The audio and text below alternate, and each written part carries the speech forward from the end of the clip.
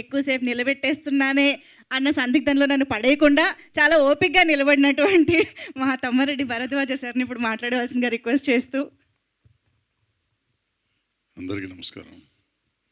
మంజు, నీకు ఏం ద్రోహం చేశాను నేను?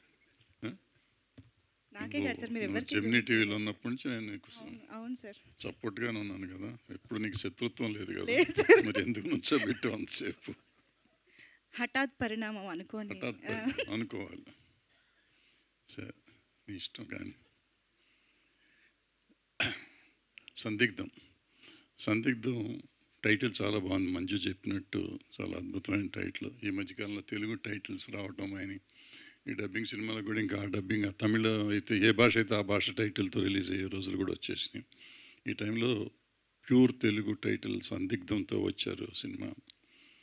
అండ్ ఇందాక డైరెక్టర్ గారు మాట్లాడుతూ, ప్రొడ్యూసర్ డైరెక్టర్ గారు ఆ సినిమా అది ఇక్కడ షూటింగ్ అక్కడ చేశారు, రంపచోడవరంలో చేశారు. మా నారాయణమూర్తి గారి ఫేవరెట్ ప్లేస్లో చేశారు. అక్కడ రామచంద్రపురం, పర్టికులర్ రామచంద్రపురం పర్లేదు, కానీ రంపచోడవరంలో ఉండటం కూడా కష్టం.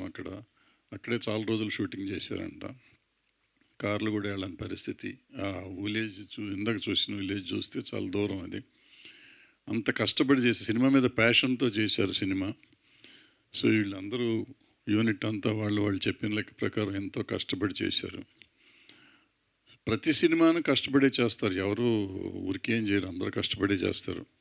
మంజుకిను నాకు ఏంటంటే ఆవిడకి డబ్బులు ఇస్తారు కాబట్టి వస్తుంది. నేను చిన్నప్పటి నుంచి చిన్న సినిమాలు తీసినప్పుడు నా కష్టాలు నాకు తెలుసు కాబట్టి ఏ చిన్న ప్రొడ్యూసర్ వచ్చినా నేను వస్తాను. సో మా ఇద్దరికి వచ్చి 2 మంచి మాటలు చెప్పడం అలవాటు అయిపోయింది.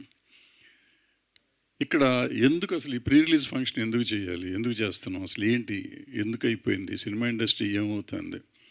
డైరెక్టర్ గారు ఇందాక చెప్పినట్టు ప్రమోషన్ వెళ్ళాలి, ముందుకు వెళ్ళాలంటున్నారు. మా చిన్నప్పుడు ఏంటంటే ఆ పేపర్లో ఒక యాడ్ వేస్తే రెగ్యులర్గా ఆ రోజుల్లో పేపర్లో సినిమా వార్తలు అని ఒక కాలం ఉండేది, ఇప్పటికీ ఉంది. బట్ అందులో రెగ్యులర్గా వార్తలు వస్తూ ఉండేవి. ఇది ఒక ఆడియో ఫంక్షన్ చేస్తే పడేది. తర్వాత టీవీలో వచ్చినాక టీవీల్లో ఛానల్స్లో అన్నిట్లో వచ్చాయి. ఈ మధ్య టీవీ ఛానల్స్, ఈ కరోనా తర్వాత టీవీ ఛానల్స్ కానీ పేపర్ కానీ బాగా పడిపోయింది. కొత్త మీడియా వచ్చింది, సోషల్ మీడియా అంటున్నారు. ఆ సోషల్ మీడియాలో ఎక్కడ కనపడుతుందో మనకు తెలియదు. ఇందాక డైరెక్ట్గా చెప్పినట్టు ఆయన పేరు కొట్టుకుంటే చూసుకోవాలి. నా సినిమాకి నేను సినిమా సందిగ్ధం అని కొడితే సినిమా ఉంది, ఎంతమంది చూస్తారు, ఎలా వెళ్తుంది, అసలు ఈ మీడియా ఎక్కడికి వెళ్తుంది? సతీష్, నీకు అని తెలిస్తే మాకు చెప్పాలి. అంటే ప్రమోషన్ అంటే ఎలా ప్రమోషన్, ఎలా జనానికి ఎలా తెలియాలి? ఇంతకుముందు పేపర్లో వస్తే తెలిసేదా, లేకపోతే టీవీలో వస్తే తెలిసా? టీవీలో యాడ్లు వేసేవాళ్ళం మధ్యలో కొంతకాలం. ఇప్పుడు టీవీలో యాడ్లు కూడా ఎవరు చూడట్లేదు అంటున్నారు, పేపర్లో యాడ్ చూడట్లేదు అంటున్నారు. మరి ఇలాంటి మీటింగులు పెట్టి చెప్తే ఎవరికి వెళ్తుంది? దీనికి మళ్ళీ ఎవరో ట్విట్టరు ఇన్ఫ్లుయెన్షర్లు ఉంటారు, లేకపోతే ఇంకోటి ఏంటది ఇన్స్టాగ్రామ్ ఉంటుంది. దాంట్లో ఇన్స్టాగ్రామ్ అంటే నాలాంటి వాళ్ళకి తెలియదు, మరి వాళ్ళకి ఎలా తెలుస్తుంది? సినిమా చూసేది మేమే కదా, మరి మాకు తెలియాలి కదా ఎక్కడుందో సినిమా, ఎలా ఉందో, ఎవరిదో సినిమా తెలియాలి కదా. దానికి ఎక్కడ వస్తుంది ఇది తెలీదు. దీనికి చాలా ప్రశ్నలకి సమాధానాలు లేవు. కానీ ఏదో 10 మిలియన్ 1 మిలియన్ 100 మిలియన్ వచ్చినాయి అని చూసేస్తారంటారు. అట్లా వచ్చిన సినిమాలు కూడా అక్కడ కలెక్షన్స్ కనపడతలేదు. ఇవన్నిటి ఎందుకు చెప్తున్నానంటే అసలు సినిమాకి ప్రమోషన్ అంటే ఏంటి, ఎలా చేసుకోవాలి, అంతా మీడియా సోదరులు చేతుల్లోనే ఉంది. మీడియా అంటే ఇప్పుడు ఎవరు ఇన్ఫ్లుయెన్షర్లు కూడా మీడియా అయిపోయారు. సో ఇన్ఫ్లుయెన్షర్లు కానీ లేకపోతే మీడియా ఉన్న సోదరులు కానీ ఎవరైనా కానీ సోషల్ మీడియాలో ఉన్న వాళ్ళు అందరూ చిన్న సినిమాలని సపోర్ట్ చేయండి. ప్రాబ్లీ ఈ మధ్యకాలంలో కమర్షియల్ అయిపోయింది, కమర్షియల్గా ఉండొద్దని నేను ఎవరికి చెప్పను.